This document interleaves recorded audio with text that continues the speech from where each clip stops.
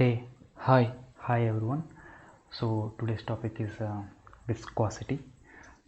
So viscosity ఒక definition గురించి discuss చేసే ముందు ఫస్ట్ మీకు కొన్ని ఫ్యూ ఎగ్జాంపుల్స్ చెప్తాను. సో ఒక టేబుల్ మీద వాటర్ని నేను పోసాను అండ్ ఇంకో టేబుల్ మీద నేను ఆయిల్ని పోర్ చేశాను. సో వాటర్ని పోర్ చేసినప్పుడు వాటర్ అనేది చాలా ఫాస్ట్గా స్ప్రెడ్ అయింది అండ్ అదే ఆయిల్ నేను పోర్ చేసినప్పుడు ఆయిల్ చాలా స్లోగా స్ప్రెడ్ అయింది. ఎందువల్ల? Due to viscosity. So viscosity గురించి డిస్కస్ చేసే ముందు ఫస్ట్ మనకి కోహెసివ్ ఫోర్స్ అంటే ఏంటో తెలియాలి, అట్రాక్టివ్ ఫోర్స్ అంటే ఏంటో తెలియాలి. సో ఏదైనా ఒక సబ్స్టెన్స్లో టూ సేమ్ మాలిక్యూల్స్ కానీ ఉంటే ఆ టూ సేమ్ మాలిక్యూల్స్ మధ్య ఉన్న అట్రాక్టివ్ ఫోర్స్ని మనం కోహెసివ్ ఫోర్స్. సో ఇక్కడ చూడండి, ఒక స్విమ్మింగ్ పూల్ తీసుకున్నాను. స్విమ్మింగ్ పూల్లో మనకి వాటర్ ఉంది, ఇక్కడ అడ్జసెంట్లో ఒక వాల్. సో స్విమ్మింగ్ పూల్లో నాకు మాలిక్యూల్స్ ఉన్నాయి. మాలిక్యూల్స్ ఎలా ఉన్నాయి? పక్కనే ఉన్నాయి. సో ఈ స్విమ్మింగ్ పూల్లో అది ఇక్కడ ఈ ఎగ్జాంపుల్ చూడండి, ఇక్కడ వాల్లో మాలిక్యూల్ ఉంది అండ్ స్విమ్మింగ్ పూల్లో ఉన్న వాటర్లో ఉన్న మాలిక్యూల్ ఉంది. ఈ రెండు మాలిక్యూల్స్ పక్కన ఉన్నాయి. ఈ రెండు మాలిక్యూల్స్ మధ్య అట్రాక్షన్ ఉంది అండ్ వాటర్లో ఉన్న మాలిక్యూల్స్ మధ్యన అట్రాక్షన్ కూడా ఉంది. సో సేమ్ మాలిక్యూల్ మధ్య కానీ మనకు అట్రాక్టివ్ ఫోర్స్ కానీ ఉంటే దాన్ని మనం కోహెసివ్ ఫోర్స్ అంటాం. సో అదే డిఫరెంట్ మాలిక్యూల్స్ అంటే ఇది వాటర్ మాలిక్యూల్, ఇది సాలిడ్ సబ్స్టెన్స్ అయిన వాల్ ఒక మాలిక్యూల్. సో ఈ టూ మాలిక్యూల్స్ మధ్య అట్రాక్టివ్ ఫోర్స్ కానీ దాన్ని మనం అట్రాక్టివ్ ఫోర్స్ అంటాం. సో విస్కాసిటీ అనేది ఎప్పుడు ఎక్కువ ఉంటుందంటే సేమ్ మాలిక్యూల్ మధ్య అట్రాక్టివ్ ఫోర్స్ కానీ ఎక్కువ ఉంటే అప్పుడు మనకి ఆ ఫ్లూయిడ్లో విస్కాసిటీ అనేది ఎక్కువ ఉంటుంది. సో ఇందాక నేను చెప్పిన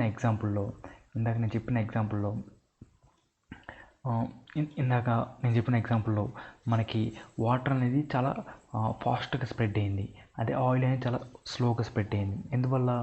వాటర్లో ఉన్న మాలిక్యూల్ మధ్యన అట్రాక్టివ్ ఫోర్స్ చాలా తక్కువ ఉంది కంపేర్ టు ఆయిల్. సో ఆయిల్లో మనకి మాలిక్యూల్ మధ్యన అట్రాక్టివ్ ఫోర్స్ అనేది ఎక్కువ ఉంది. సో అందువల్ల చాలా ఫాస్ట్గా స్ప్రెడ్ అయింది. సో మీరు కానీ డెఫినేషన్ కానీ చూస్తే చూడండి, it is defined as property of fluid which offers resistance to movement of one layer of fluid over adjacent layer of the fluid. So దీని అర్థం ఏంటి? సో నేను ఒక ఫ్లోర్ మీద వాటర్ని పోర్ చేశాను, లేకుంటే ఇది ఒక రివర్ అనుకోండి. రివర్ అనేది ఇలా ఫ్లో అవుతుంది. ఇది పైన అంతా ఎయిర్ అట్మాస్ఫియర్, ఇది కింద ఎర్త్ ఉంది, ఇక్కడ మధ్యలో వాటర్ ఇలా ఫ్లో అవుతుంది. సో ఈ వాటర్ ఫ్లో అవుతుంటే నేను ఏం చేశానంటే, జస్ట్ ఇమాజిన్ మనకి ఈ ఒక వాటర్ని నేను లేస్గా స్ప్లిట్ చేశాను. సో మన అండర్స్టాండింగ్ కోసం లేస్గా స్ప్లిట్ చేశాను.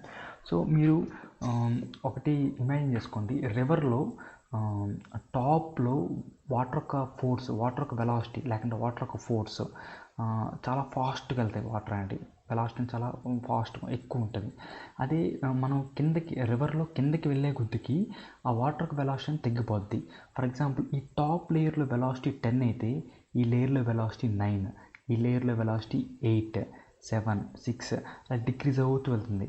సో అదే ఎర్త్ దగ్గరికి వచ్చేసరికి వాటర్ వెలాసిటీ జీరో ఉంటుంది.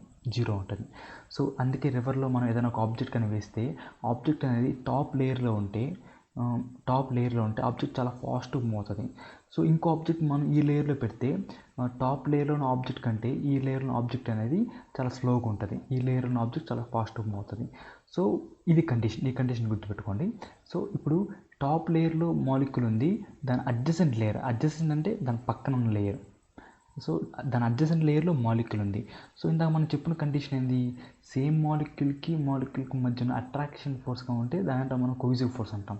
సో ఈ రెండు మాలిక్యూల్స్ మధ్య కొంత కోహెసివ్ ఫోర్స్ ఉంది, కానీ టాప్ లేయర్ అనేది 10 అనే వెలాసిటీ వెళ్తుంది, బాటమ్ అడ్జసెంట్ లేయర్ అనేది 9 అనే వెలాసిటీ వెళ్తుంది. సో ఇప్పుడు ఏం చేస్తుంది, కింద లేయర్ అనేది ఈ 9 అనే వెలాసిటీ ఉన్న లేయర్ అనేది పైన 10 అనే వెలాసిటీతో లేయర్ని వెళ్ళనీయకుండా రెసిస్ట్ చేస్తుంది, ఆపుతుంది. అలాగే ఈ సెకండ్ లేయర్ 9 అనే వెలాసిటీ 9 మీటర్ పర్ సెకండ్ అనే వెలాసిటీ వెళ్ళే లేయర్ కింద ఉన్న వెలాసిటీ ఒక లేయర్ అంతా 8 meter per second. So 8 meter per second అనే లేయర్లో ఉన్న మాలిక్యూల్ 9 మీటర్ పర్ సెకండ్ అనే లేయర్లో ఉన్న మాలిక్యూల్ మధ్య కోహెసివ్ ఫోర్స్ ఉన్నాయి. అలాగే నెంబర్ ఆఫ్ మాలిక్యూల్స్ ఉంటాయి. అంటే ఈ లేయర్ అనేది ఈ లేయర్ని ముందుకు వెళ్ళనీయకుండా రెసిస్ట్ చేస్తుంది. సో అలా రెసిస్ట్ చేసే ఆ ప్రాపర్టీని మనం ఏమంటామంటే విస్కాసిటీ అంటాము. అది ఇక్కడ చెప్పారు చూడండి. It is defined has property of fluid which offers resistance to movement of one layer of the fluid over adjacent layer of the fluid.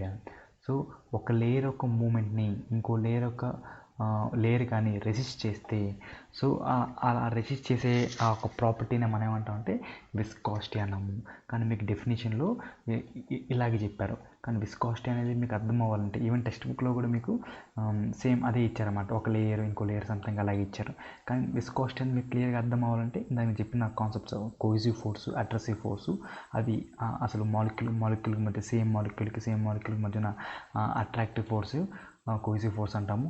Different molecule మధ్యన కోహెసివ్ ఫోర్స్ని మనం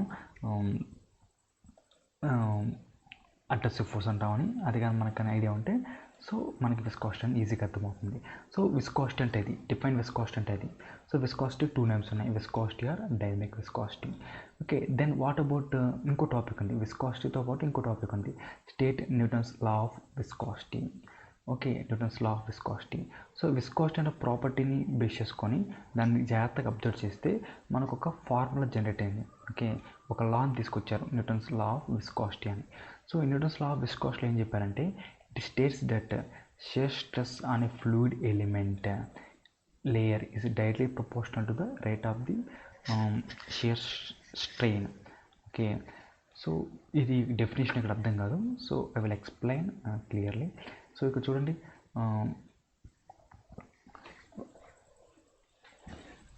సో ఇక్కడ నేనేం చేశానంటే దీన్ని మనం వెలాసిటీ ప్రొఫైల్ అంటాం, వెలాసిటీ ప్రొఫైల్.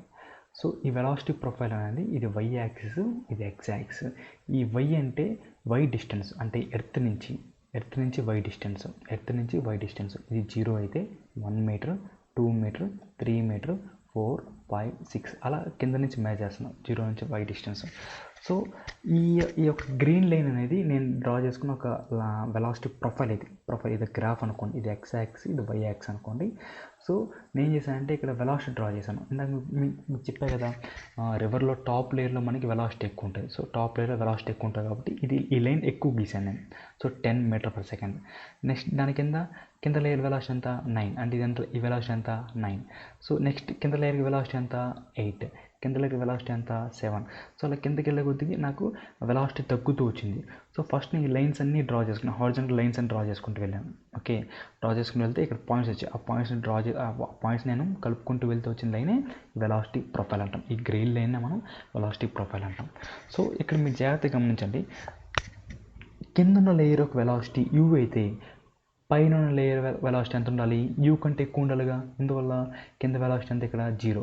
సో ఎర్త్కి దగ్గరలో ఉన్న వెలాసిటీ 0 ఉంటుంది, పైకి వెళ్ళే కొద్దికి వెలాసిటీ పెరుగుతుంటుంది.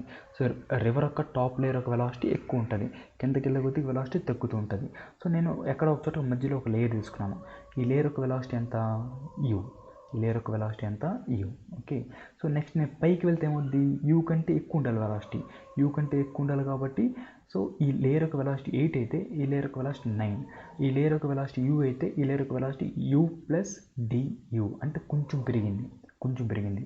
అంటే ఈ లేయర్కి మధ్యన డిస్టెన్స్ ఎంత ఉంది, dy, small distance change. So పెద్ద డిస్టెన్స్ y అయితే ఈ లేయర్కి మధ్యన డిస్టెన్స్ ఎంత ఉంది, dy. సో dy అనే డిస్టెన్స్ చేంజ్కి ఎంత వెలాసిటీ పెరిగింది, du అనే వెలాసిటీ పెరిగింది. సో అంటే ఎంత డిస్టెన్స్కి ఎంత వెలాసిటీ చేంజ్ అయింది, సో దాన్నే మనం వెలాసిటీ గ్రేడియంట్ అంటాము, so the rate of change of velocity with respect to change in distance. అంటే డియు అని చేంజ్ వెలాసిటీ అనేది అక్కరైంది. ఎంత డిస్టెన్స్కి అక్కరైంది? డివై అనే వెలాసిటీ డిస్టెన్స్కి అక్కరైంది. సో దాన్ని మనం rate of change of velocity అంటాం, డియు బై డివై. ఈ డియు బై డివై అని మనం ఏమంటాం అంటే వెలాసిటీ గ్రేడియంట్ అంటాం, వెలాసిటీ గ్రేడియంట్. ఓకే, సో ఇప్పుడు న్యూటన్స్ లా ఆఫ్ విస్కాసిటీ ఏం చెప్తుందంటే, Newton's law of viscosity so ఈ లేయర్ అనేది మూవ్ అవుతుంది, కింద లేయర్ కూడా మూవ్ అవుతుంది. కానీ టాప్ లేయర్ అనేది ఎక్కువ వేగంతో మూవ్ అవుతుంది, కింద లేయర్ తక్కువ వేగంతో మూవ్ అవుతుంది. అంటే టాప్ లేయర్కి బాటమ్ లేయర్కి మధ్య కొంత షియర్ స్ట్రెస్ అనేది జనరేట్ అవుతుందని చెప్తున్నారు. టాప్ లేయర్కి అండ్ బాటమ్ లేయర్కి మధ్య కొంత షియర్ స్ట్రెస్ అనేది జనరేట్ అవుతుంది అంటున్నారు. సో ఇంతకీ షియర్ స్ట్రెస్ అంటే ఏంది? సో ఫస్ట్ స్ట్రెస్ అంటే ఏంది? సో చూడండి, సో ఇదొక ఆబ్జెక్ట్, ఇదొక ఆబ్జెక్టు. సో కింద ఒక ఆబ్జెక్ట్ ఉంది, పైన ఒక ఆబ్జెక్ట్ ఉంది. సో ఈ కింద ఉన్న ఆబ్జెక్ట్ని పైన ఉన్న ఆబ్జెక్ట్ని ఇలా ట్యాంజెన్షియల్గా మూవ్ చేస్తున్నాను. ఇలా ట్యాంజెన్షియల్గా మూవ్ చేయడం వల్ల సో ఆ ఆబ్జెక్ట్ ఈ ఆబ్జెక్ట్కి మధ్య ఉన్న ఆ సర్ఫేస్లో మనకి ఏమవుతుందంటే షియర్ స్ట్రెస్ అనేది జనరేట్ అవుతుంది, షియర్ స్ట్రెస్. సో ఇంతకీ స్ట్రెస్ అంటే ఏంది? సో స్ట్రెస్ అంటే అది ఇంకో పెద్ద కాన్సెప్ట్. ఇక్కడ నేను మీకు సింపుల్గా చెప్తున్నాను చూడండి. ఒక ఆబ్జెక్ట్ ఉంది, ఒక బాడీ ఉంది, ఈ బాడీ మీద ఇంకో బాడీ ఉంది. ఈ బాడీ యొక్క వెయిట్ అనేది ఈ బాడీ మీద పడుతుంది. సో ఈ బాడీ యొక్క వెయిట్ ఈ బాడీ మీద పడుతుంది. ఈ బాడీ ఏం చేస్తుంది? ఆ వెయిట్ని రెసిస్ట్ చేస్తుంది. నువ్వు నా పైనుంచి వెళ్ళిపో సంథింగ్ రెసిస్ట్ చేస్తుంది. ఆ రెసిస్టింగ్ ఫోర్స్ని మనం ఏమంటాం అంటే స్ట్రెస్ అంటాం. ఇక్కడ బాడీ అనేది వెర్టికల్గా యాక్ట్ అవుతుంది ఇంకో బాడీ మీద. బాడీ అనేది వెర్టికల్గా యాక్ట్ అవుతుంది కాబట్టి షియర్ స్ట్రెస్ కూడా మనకి వెర్టికల్గా ఇక్కడ మనకి జనరేట్ అవుతుంది, వెర్టికల్గా జనరేట్ అవుతుంది షియర్ స్ట్రెస్ అనేది. ఓకే, సో షియర్ స్ట్రెస్ అంటే ఐ మీన్ దానికి ఫార్ములా ఉంది, ఫోర్స్ బై ఏరియా అని ఆర్ లోడ్ బై ఏరియా అని. సో ఇక్కడ మీకు అది క్లియర్గా ఎక్స్ప్లెయిన్ చేయట్లేదు. సో మీకు వాట్ అని చెప్తున్నాను. సో మనకి షియర్ స్ట్రెస్ అనేది కూడా ఇలాగా వెర్టికల్గా జనరేట్ అవుతుంది. సో అదే ఈ ఎగ్జాంపుల్లో చూడండి. ఈ ఎగ్జాంపుల్ నేను చేస్తున్నాను, బాడీని నేను ఇలా హారిజాంటల్గా మూవ్ చేస్తున్నాను. అంటే ఈ పైన బాడీకి కింద బాడీకి మధ్య కొంత ఫోర్స్ అనేది టాంజెన్షియల్ ఫోర్స్ అనేది అక్కడ అవుతుంది, టాంజెన్షియల్ ఫోర్స్. ఆ టాంజెన్షియల్ ఫోర్స్ వల్ల మనకి ఈ బాడీకి మధ్య షియర్ స్ట్రెస్ అనేది జనరేట్ అవుతుంది. సో సేమ్ అలాగే మనకి మనం ఇందాక లేయర్స్గా డివైడ్ చేసాం కదా. సో టాప్ లేయర్ అనేది 10 మీటర్/సెకండ్ అనే వెలాసిటీతో మూవ్ అవుతుంది, బాటమ్ లేయర్ అనేది 9 మీటర్/సెకండ్ వెలాసిటీతో మూవ్ అవుతుంది. అంటే ఈ లేయర్కి మధ్య వెలాసిటీ డిఫరెన్స్ ఉంది. అంటే టాప్ లేయర్ చాలా ఫాస్ట్గా మూవ్ అవుతుంది, బాటమ్ లేయర్ చాలా స్లోగా మూవ్ అవుతుంది. అంటే టాప్ లేయర్ బాటమ్ లేయర్ రెండు ఒకేసారి మూవ్ అవ్వట్లేదు, డిఫరెంట్ స్పీడ్స్తో మూవ్ అవుతున్నాయి. అంటే ఆబ్వియస్గా ఈ రెండు లేయర్కి మధ్య ఏం జనరేట్ అవుతుంది? మనకి షియర్ స్ట్రెస్ అనేది జనరేట్ అవుతుంది. So Newton's law of viscosity ఏం చెప్తుందంటే అక్కడ ఈ 2 లేయర్స్కి మధ్య జనరేట్ అయ్యే షియర్ స్ట్రెస్ అనేది దేనికి ప్రపోర్షనల్ అంటున్నాడంటే ఈ డియు బై డివైకి ప్రపోర్షనల్ అంటున్నారు. ఓకేనా? సో ఎంత డిస్టెన్స్లో ఎంత వెలాసిటీ చేంజ్ అయింది అనేది మనకి ఎలా తెలుస్తా అంటే I mean shear stress is directly proportional to rate of change of velocity with respect to change in distance. So shear stress is directly proportional to du by dy. So shear stress పెరిగితే du by dy కూడా పెరుగుతుంది, shear stress తగ్గితే du by dy కూడా తగ్గుతుంది. So అదే అక్కడ మనకి సింపుల్గా చెప్పింది. So this is about Newton's law of viscosity. I hope you understand. So ఇక్కడ నేను ప్రపోర్షనాలిటీ తీసేస్తే నేను ఒక కాన్స్టెంట్ని పెట్టుకోవచ్చు, ఆ కాన్స్టెంట్ మ్యూ అంటాం. సో దాన్నే మనం విస్కాసిటీ అంటున్నాం. So viscosity or dynamic viscosity. So dynamic viscosity mu. Tau అంటే షియర్ స్ట్రెస్, అది డియు బై డివై. డియు అంటే చేంజ్ ఇన్ వెలాసిటీ, డివై అంటే change in distance. So dy అనే డిస్టెన్స్ చేంజ్కి డియు అనే వెలాసిటీ పెరిగింది. ఈ లేయర్ యొక్క velocity u plus du. So ఈ లేయర్కి మధ్యన డిఫరెన్స్ డివై. సో డివై అనే డిస్టెన్స్ చేంజ్లో ఎంత వెలాసిటీ చేంజ్ అయింది? డియు అనే వెలాసిటీ చేంజ్ అయింది. సో చేంజ్ అయిన వెలాసిటీ చేంజ్ అయిన డిస్టెన్స్తో కంపేర్ చేస్తే ఆ కంపారిజన్ నేను ఏమంటాను అంటే వెలాసిటీ గ్రేడియంట్ అంటాను, వెలాసిటీ గ్రేడియంట్. సో ఇదొక కాన్సెప్ట్. ఇంకో కాన్సెప్ట్ ఏంది? పై లేయర్కి కింద లేయర్కి మధ్య కొంత రాపిడి జరుగుతుంది. సో ఆ రాపిడిని మనం ఏమంటాం? షియర్ స్ట్రెస్ అంటాం. సో ఈ లేయర్కి మధ్య కొంత షియర్ స్ట్రెస్ ఉంది, ఈ ఈ లేయర్కి మధ్య కొంత షియర్ స్ట్రెస్ ఉంది, అండ్ ఈ లేయర్కి కొంత మధ్య షియర్ స్ట్రెస్ ఉంది. సో అలా ప్రతి లేయర్కి మధ్య షియర్ స్ట్రెస్ ఉంది. సో ఆ షియర్ స్ట్రెస్ అనేది దేని మీద డిపెండ్ అవుతుంది, du/dy అనే ఒక దాని మీద డిపెండ్ అవుతుంది, వెలాసిటీ గ్రేడియంట్ మీద డిపెండ్ అవుతుంది. సో అదే మన న్యూటన్ ఫైండ్ వచ్చేసింది. So shear stress is directly proportional to du/dy. Okay, du/dy. So మీరు కానీ జాగ్రత్తగా గమనిస్తే ఇక్కడ చూడండి, బాటంలో మనకి షియర్ స్ట్రెస్ ఎక్కువ ఉంటుంది. ఎందువల్ల? వెలాసిటీ జీరో ఉంటుంది కాబట్టి షియర్ స్ట్రెస్ ఎక్కువ ఉంటుంది.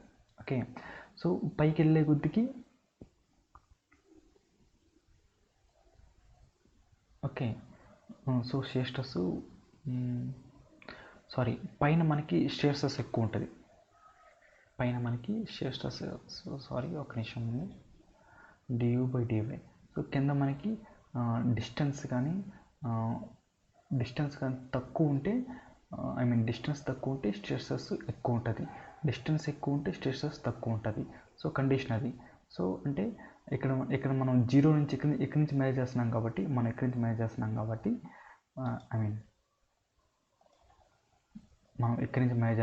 ఇది 0, 1, 2, 3, 4, 5, 6. సో కింద మనకి distance zero, velocity 0. So shear stress ఇక్కడ ఎక్కువ ఉంటుంది. అదే పైకి వెళ్ళే కొద్దికి ఈ పాయింట్లో డిస్టెన్స్ ఎక్కువ ఉంది, సో షియర్ స్ట్రెస్ చాలా తక్కువ ఉంటుంది. ఓకేనా? సో వెలాసిటీ ఎక్కువ ఉంటే షియర్ స్ట్రెస్ చాలా తక్కువ ఉంటుంది. ఓకే, సో అది న్యూటన్స్ లా ఆఫ్ విస్కాసిటీ. ఇక్కడ మ్యూ అంటే du/dy. సో ఇప్పుడు దాకా మనం డిస్కస్ చేసింది విస్కాసిటీలో పార్ట్ 1. సో ఇంకో కాన్సెప్ట్ ఉంది మనకి విస్కాసిటీలో. సో విస్కాసిటీకి యూనిట్స్ ఎలా వచ్చాయి? So units of viscosity very very important topic. మనకి గేట్లో కూడా క్వశ్చన్ ఉంది, యూనిట్స్ ఆఫ్ విస్కాసిటీ అని చెప్పి ఒక 3 to 4 ఆప్షన్స్ ఇచ్చి అడుగుతున్నారు. ఓకే, ఈ టాపిక్ మనం నెక్స్ట్ క్లాస్ డిస్కస్ చేస్తాం. I hope you understand. Thank you.